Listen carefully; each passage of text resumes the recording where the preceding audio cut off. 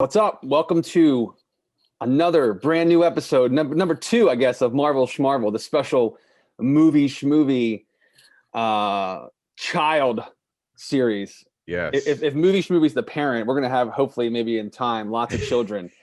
Marvel Schmarvel's kind of like a rapidly aged kid with magical powers. Oh, yeah, we've had TV Schmovie on the podcast. You know, we've had that kind of scene. So maybe that's our true first child, but we've never really truly given it its own video series exclusively here on YouTube. But it's kind of like Julian Lennon. It's the neglected yes, one. that's a great comparison. I'm just going to be coming up with pop cultural analogies and metaphors today. So that's all. It's welcome. Thank you. Yeah, and yeah, absolutely.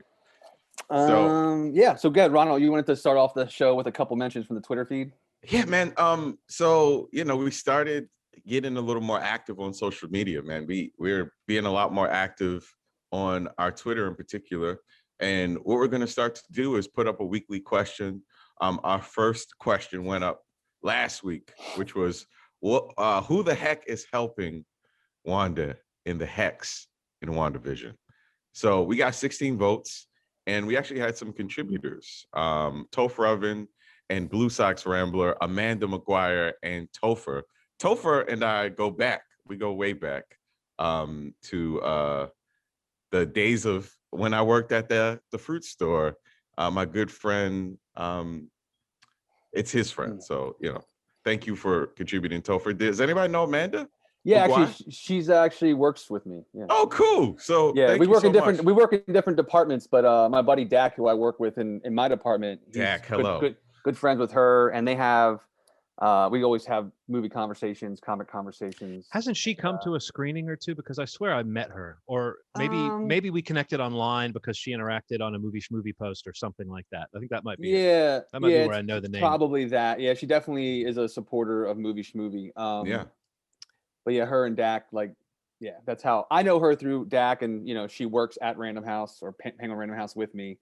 But yeah, she's definitely very in the know on the movie and comic world. So pretty cool. Now that people know their names, yeah. What about our names? Yeah, I say we don't say it this time. I say we just we just go. What are names anyway? Nigga? Really? You mean don't reveal our secret identities? Yeah, that's a good way to put it. Yeah. All right. Yeah. Okay. Well, I mean, I'm just half joking, but I mean, maybe we do. Like, who knows who we are anymore? True. Yeah. It's been a weird year.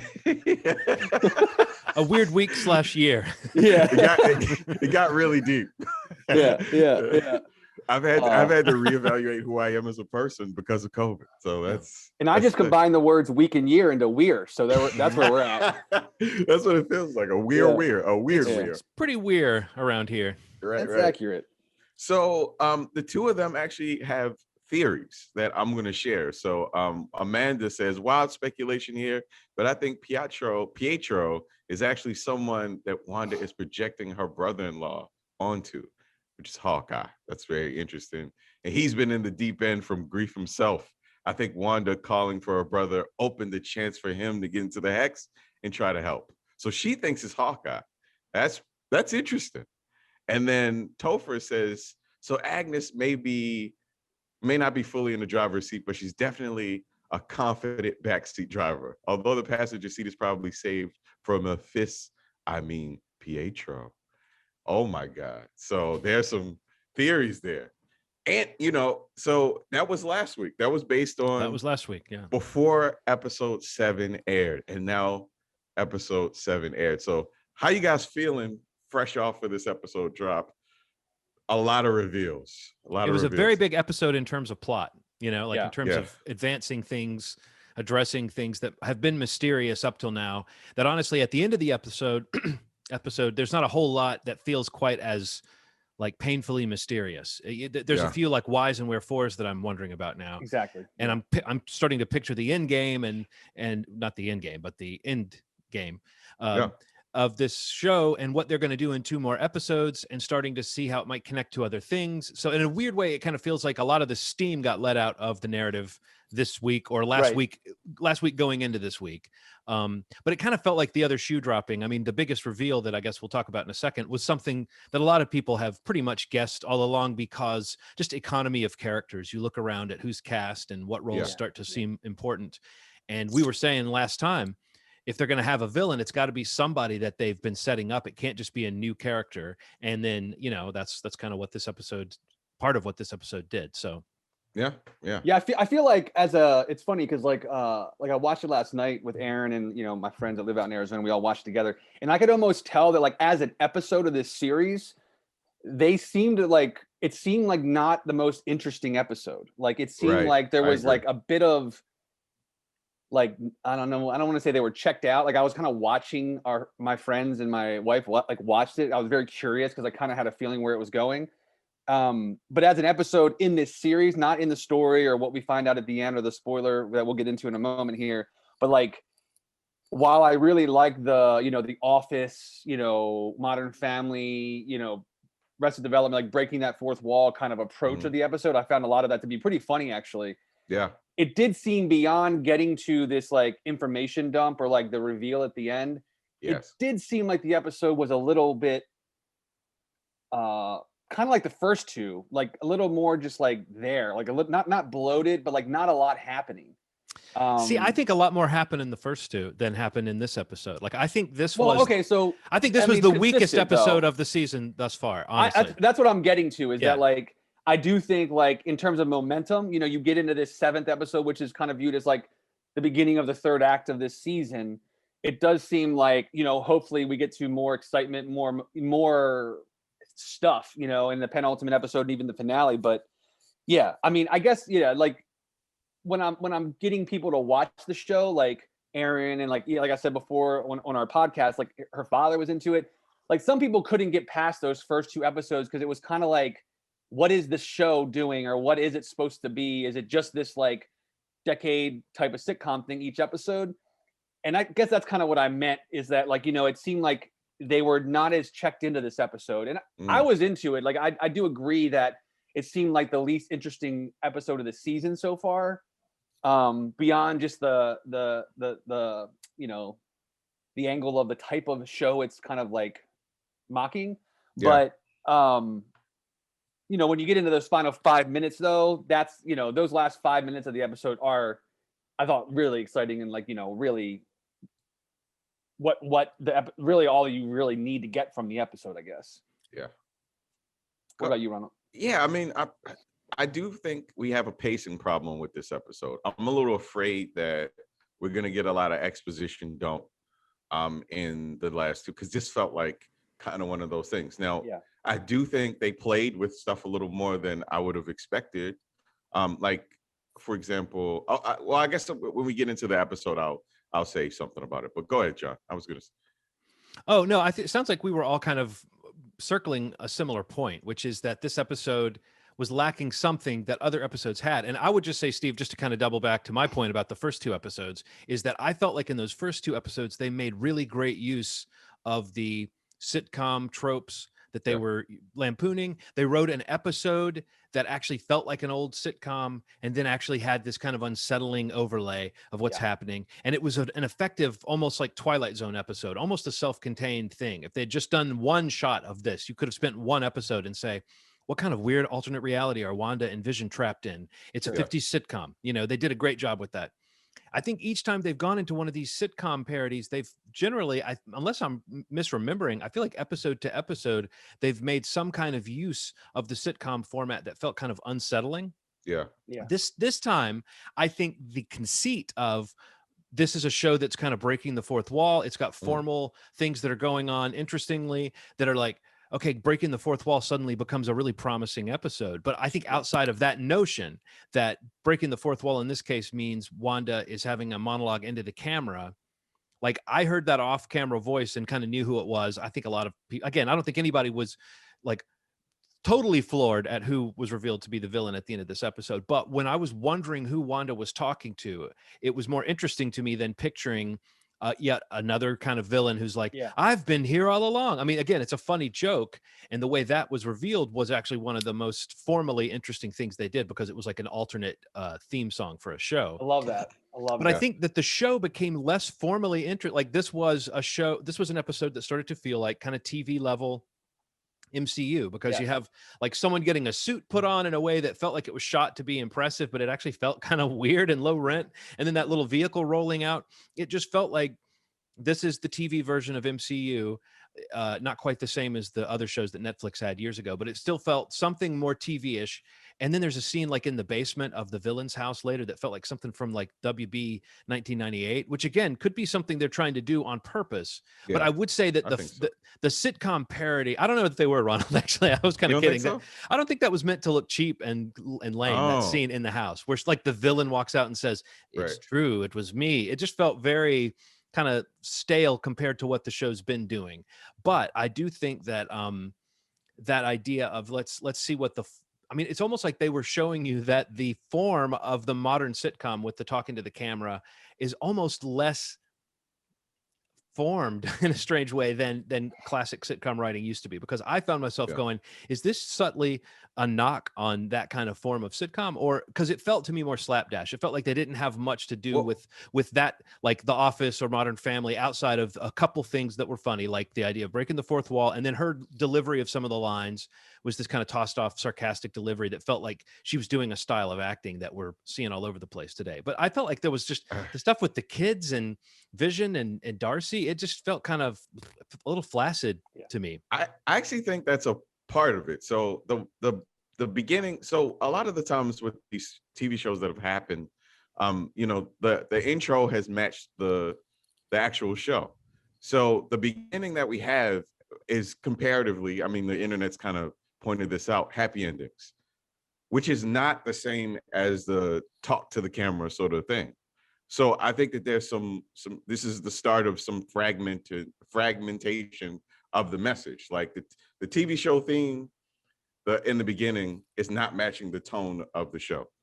Like you know, that I think that's the beginning of it being slapdash, like you're saying. You mean like it's almost intentional that like as she's losing control of WandaVision, you're losing like we're losing like consistency and like it's not the type of show. Yes. Yeah, so like every other beginning, like what, you know, the one that was kind of like Bewitched was Bewitched when the show came. Like Modern Family, you know, happy endings beginning, and then a kind of documentary style. Well, yeah, then you have like the Office title cards, and you have like the Modern Family, you know, camera set up with the I mean, I see what you're saying. So we're getting I mean, whether that's you know, an excuse for what they're doing is one thing, but there is some consistency with it kind of not being structurally kind of as solid before, because the hold that was on, you know, whatever this force is that's creating this is being kind of compromised. I think this is the first time that I've been the one thinking you're giving the MCU too much credit. Really? So it's glad that they could bring, I just felt like it was a little bit of I think that what I'm pointing at is like a lack of quality control. And what you're saying is that's all intentional, which might be the case, but I don't know that I think that like the scenes that weren't even in the sitcom reality feeling kind of flat. I don't think that's part of that. And I also think they were just throwing all the sort of single camera sitcoms in a barrel and saying, this is what's inspiring us. Yeah. I don't know that we're supposed to think that Wanda is mixing up those so much as she's mixing up the different decades, but you know, it might be all completely intentional. But I found myself, like Steve said, his friends were just not being as sucked into this episode, thinking more about like, what's the reveal going to be and where are we going with this, and less like enjoying it moment to moment. Yeah. Like as was I. I mean, not just my friends. Like, you know, I got you. Yeah. The fact that I was able to kind of see them be that way tells you that I kind of also wasn't like I wasn't like fully into the episode like I was, you know, in the weeks prior. But like I said at the beginning, from a plot standpoint, this was a huge episode in terms of advancing certain things, because Wanda's breaking down, Vision's finding out the truth. A connection's being made between Darcy and Vision within that world. We finally kind of confirm the Sword, what's his name? Hayward, is that his name? Yeah. That he's sort of a soft bad guy, if not a bad guy. Monica Rambeau is starting to like show her powers. We find out who's controlling or at least influencing Wanda. I mean, that's all huge stuff. I think maybe that's a problem with it when it's, you know, when it's becoming more plotty, it's just going to work for you, or it's not on the episode to episode basis. But yeah, when you just write down all those things, it's like, wow, how did they pack all that into a half hour and even have time to do the talking to the camera stuff? So the border of the hex is expanded, and we find out that the WandaVision show isn't broadcasting outside of the hex anymore, which is very interesting. So what does that indicate to you guys? Like since this has happened? I don't know. What do you think?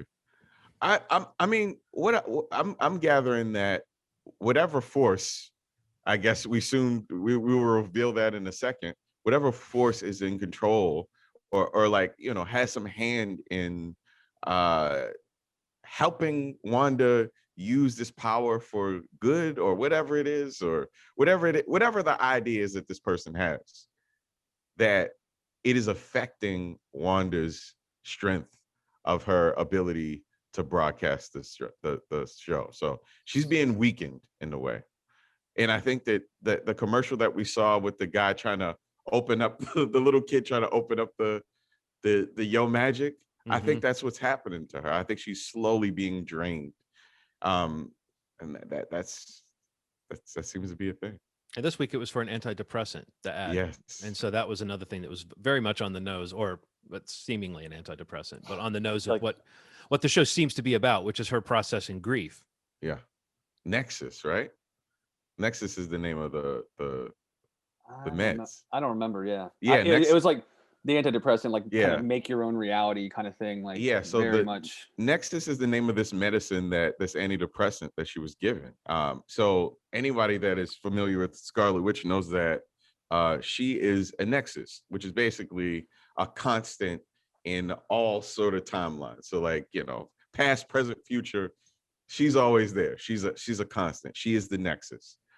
So I think that this is a nod to the idea that Scarlet Witch is the Nexus, or one of them. There's a couple, but right. So that's interesting. So we have a reference to Wanda's powers, and are they freeing her? As you know, what's happening? Is she getting?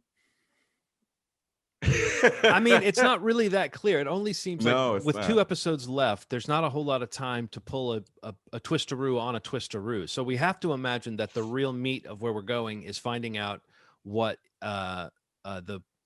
this person behind the scenes is doing, you know, because it seems like whatever, like we've confirmed that what Wanda's going through is legitimate and that it's kind of out of her control. Yeah. But we've also confirmed that someone is either influencing her to do this in the first place, or as you said, I think a key thing is utilizing the fact that she's going through this, draining her, using her to open some portal, using her to break down the walls between realities, using her. I mean, you try to think about what's the comic book big plot that this could be building towards. I keep hearing people close to the production say, oh, there's big payoffs, you know, and it makes me wonder, do they really mean there's a big story payoff, or do they just mean like Benedict Cumberbatch is going to show up at the end? Right. I think either one would be fun to talk about, but one is like, wow, this show really built up to something and delivered. And the other is, wow, this show really got us hooked back into this world, which again is fine if that's all they're doing. But I would like to think that whatever they do in the next 2 episodes is going to close the loop on something we've been witnessing. So I'm picturing that the resolution will have to do with Wanda's regaining of self, or coming through whatever this fog is. And, you know, it's tough to know. Do you think she's going to emerge from this like the villain of the next Doctor Strange movie? Or is she going to emerge from this as like, oh, now Wanda's back, and the big resolution is we see this bigger picture and Vision's gone for good this time, or something like that. I'm just trying to picture what is the goal. They haven't explicitly said this show would come back a second season. I was going to ask you guys that. Like, do you think this is kind of a show, like these shows, do they kind of exist as a one and done, depending, I guess, what it springboards into for the movies? But yeah, I'd like that. I mean, you know, let's see how this thing lands. Like comic book limited series, you know? Yeah. Well, here's the other thing too, is like, if they can be done again, because it's great and people want to see more of those 2 characters together or whatever, like Falcon and Winter Soldier, that's really cool.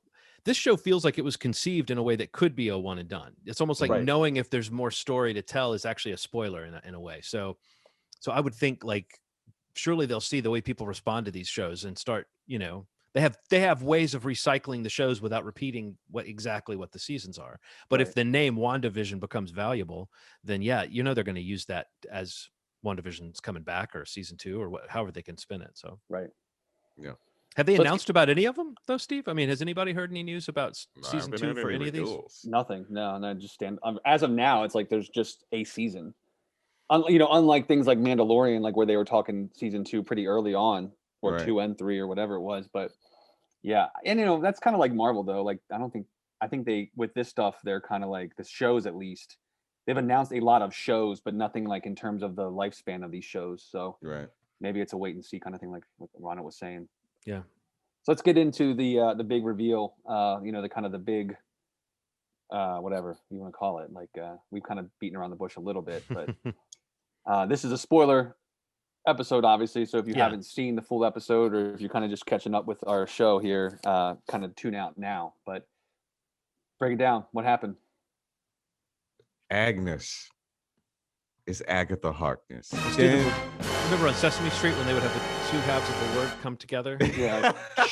This is like Agnes splits apart and Agatha Harkness, which I don't know. It's not like a super name brand Marvel character, but I guess not it's to a me name at all. that people have been talking about since this show came about. You know, people have been saying it might be her. So especially when you said earlier, John, like you look at a cast breakdown, you're like, you know, Catherine Hahn is, you know, not a huge acting name in the world, you know, to the average moviegoer or TV watcher maybe, but she's a well-loved, and like people know her, love her, and like, you know, her involvement in the MCU to get into a show like this, you do have to assume that there's going to be more than just like the zany neighbor, you know, that pops up in each of these episodes, especially when you start hearing things like you just said, and like we've talked about on other episodes of the podcast, like, you know, the name and how you broke it apart. Like, I don't know the comics like you guys do, and you know, so I don't think about that in the first few episodes I saw, but you do have a feeling like something is going on more with that character, and you know, in this episode you obviously find out that these oddities that she's kind of been experiencing in all these separate episodes, like, you know, messing up, taking things over from the top, like things like that, kind of come together a little more, and you kind of finally see that, you know, what is it? It's been Agatha all along, or whatever, that little chime that she sings, which I love that piece at the end. Yeah. But yeah, as the episode goes along, like where you see her with the kids and taking the kids and talking to the kids, and just like the whole tone of the show, the mood of it is completely different when you see them in her house, and as she kind of keeps an eye on Wanda, as Monica's kind of like trying to plead to her what's happening and what to do. It's like it kind of swells right there, and we finally get that reveal. Which if she's got a set from the CW in her basement, that's the big twist. Yeah. The one thing that was really interesting, like I think they took that from the Charmed set. It did look like the Charmed set. When it got to Agatha's house, something was really interesting. There was a set of sandwiches, and then a television which had Yo Gabba Gabba on it. Now, the significance of Yo Gabba Gabba, I don't know if it's anything deep besides Yo Gabba Gabba is something that's real outside of the world of the Hex.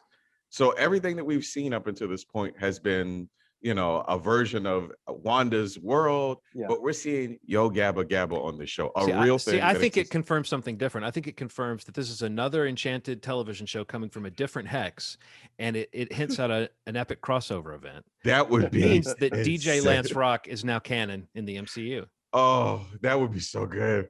That'd be so good. I would love that. If he's already got a costume. Wolverine shows up on Yo Gabba Gabba. Oh. Or just DJ Lance Rock is Wolverine, and they don't change his look or anything. He just plays the new Wolverine. That would be so good. So yeah, we're obviously Agatha's house is something outside of the effects of the Hex, and that's one of the indications. Yeah. So you know, during the course of the episode, everything that wanders around is changing forms. Like it's, you know, it's kind of morphing, and that means that it's like flickering through all the different versions we've seen, I think, but it might be showing us versions we haven't. But I felt like it was like she's losing hold on what reality she's in right now, you know? Right, and it's also clear that her reality has been a reflection of her psyche every time. And again, you wonder if someone's controlling that, or if it's just Wanda. And did Wanda just watch a lot of fucking television? Is that what we're confirming? Yeah, apparently. She processes everything that way. I think she does. So apparently right before she got to the house, when she was pouring some cereal and they had the Snap cereal, there is this blog entry that talks about the idea that there's a news clip playing in the background, you know, and it reveals that kids are only in Westview once a year. I don't know what the hell that means. I don't know if this is some sort of seance that Agatha does. What the hell does that mean? But anyway, we'll fast forward to everything that's happening, and Wanda cannot find her kids. You know, she sees the sandwiches, and then she goes down into the CW cave and sees all these hexagons at the top. And then Agatha comes out of the darkness and reveals that she's been controlling it all along. I don't know if that's literal. I don't know if it's every single piece of everything.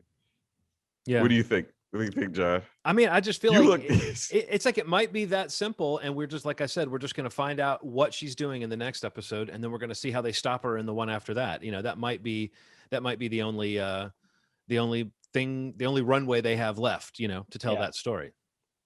Yeah, I think I think having that tag on the end like kind of makes it a little more unclear.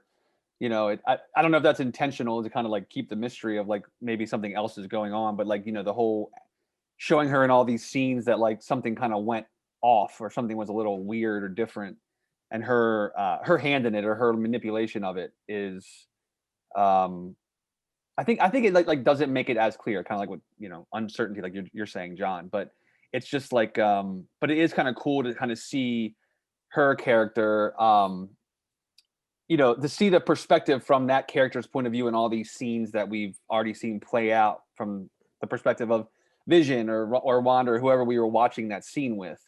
The scene in the car is funny. I know. Really exaggerated, like comedy acting, which again, there's a reason why you get Catherine Hahn to play this character. So yeah, absolutely. She delivered that montage brilliantly. I almost would have liked if the episode had started with that or something, and we'd had some time, just because I feel like, I don't know, I just feel like that it coming at the end, I don't know, that to me hinted at fun that I'm looking forward to having with, you know, finding out what's going on with that character, I guess. Yeah. Absolutely. And she killed the dog too, just kind of in cold blood. Yeah, that's nuts. That's dark, man. That's an MCU death. Do you think that one's going to stick, or do you think we'll see Sparky again? I hope it does. Sparky will be fun in dog heaven. So have you thought of a question? Because I've got a good question for people this week, if you don't have one. Yes. But if you have one, we can fight for it. Oh, you thought of one? All right. No, hold on. I forgot to mention. We can have two polls. Yep. Yeah, we could have two polls. Let me mention really quick that, you know, Monica goes through the barrier, and I guess she's in her final form. You know, she's going through all these voices that she's heard before, all these forms that she's had and may have in the future. You know, it's a little. I feel like that was more about the different decades of the Hex, the sitcoms. Like those are like different appearances she would have had on the shows. Of right.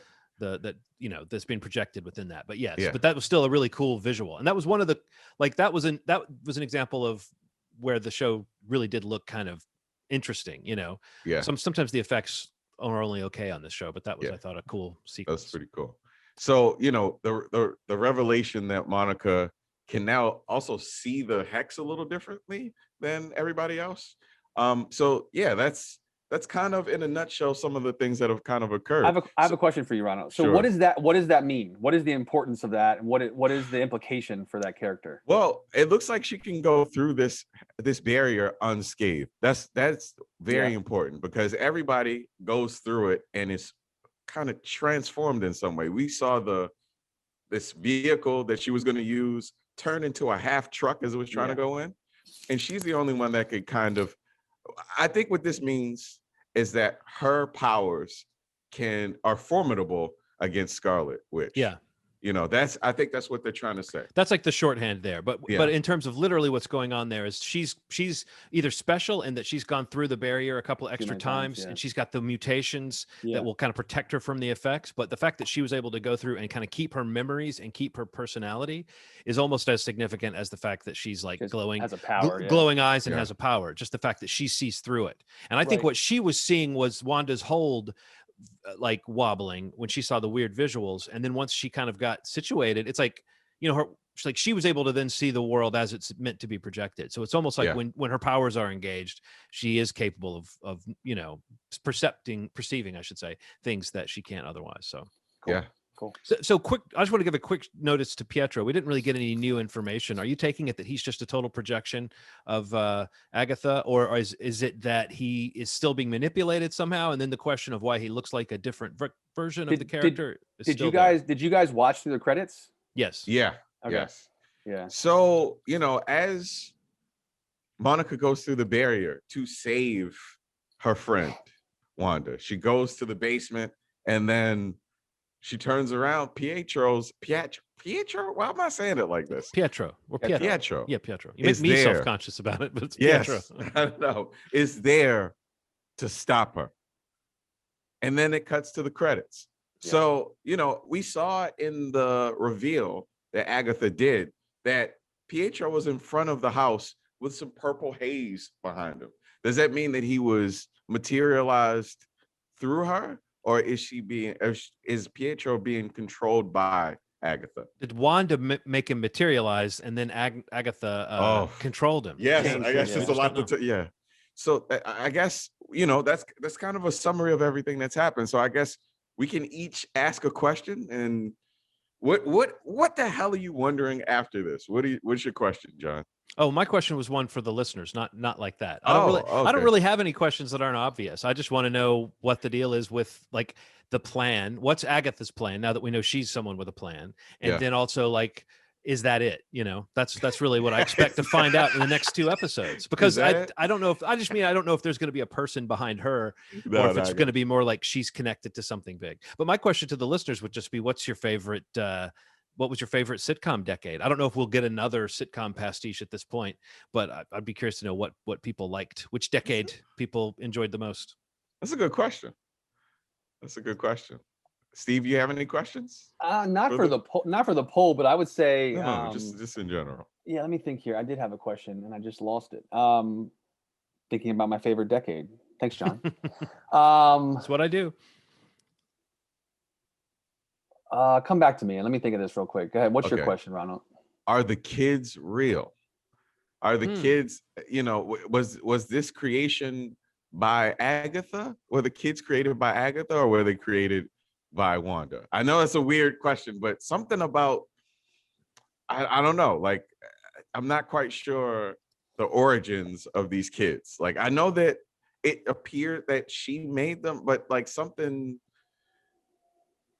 You're right. We've seen different forms of people inside the Hex.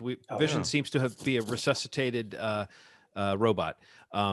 Which, by the way, we didn't talk about the scene where he tried to figure out his origins. That was a pretty good scene. Maybe in the future episode we could talk a little more about Vision.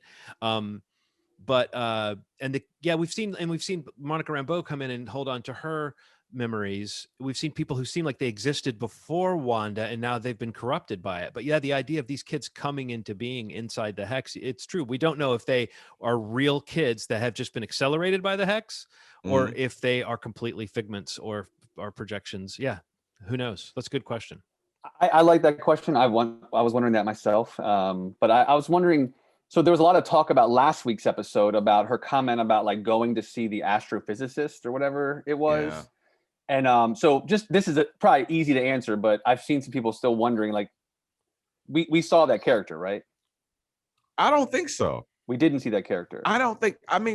Dr. Goodner, the soldier, they didn't indicate what her connection was besides being an ally of Monica's. Okay. So I don't know if that is the astrophysicist that she spoke like, and or if she's just kind of delivering something. Yes. Right. Like, she may be a friend of a friend that also is highly intelligent, able to do things, but I don't think that is the person that Monica was referring to. I mean, that's almost an interesting thing the show's created, is this feeling you have of like, just anybody can come around the corner, because there's 60 characters we can think of. So if they mention something, we're picturing who could it be, or what could they be bringing in? Yeah, I kind of wondered that too, but I wonder if that was just kind of sets you up for suspense that you're not supposed to really be wondering, or I don't know, but everything seems pretty calculated. So yeah. So we have a lot to unpack. Think about more. I think as the week goes on, we'll probably think of more theories, which I think is really cool. And we're going to put up another question that hopefully you guys will participate in and put your theories for this week in the replies. That'd be great.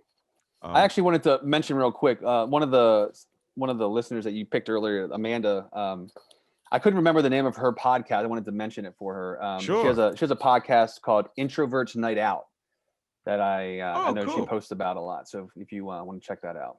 All right. I'm gonna grab that right now. Cool. Introverts Night Out. Well, thank you. Yeah, man. Thank you for contributing. Yeah. I'm not sure how active they're putting. I know that we talked about it before, and even talked about maybe having her on the podcast or something. But maybe we could one day. But yeah, I just want to give it a mention. I mean, for anybody interested in some new podcasts. But yeah. So do we know which poll question we're going to? Do you have a different question, or you want to post the decade one, or? Yeah, well, I mean, it's either between the decade one, because I really like that one, and maybe something about some of the reveals from episode 7 though. I don't know. Maybe it could be like, what CW set do you think the basement came from? And there's only one answer, and it's Charmed, and everybody will vote for Charmed. Man, it was very Charmed-ish. Absolutely was. It would have been great if she'd have been like, Charmed, I'm sure. You know, had some great cheesy dialogue. Right. Like, yep, I knew it. I knew it.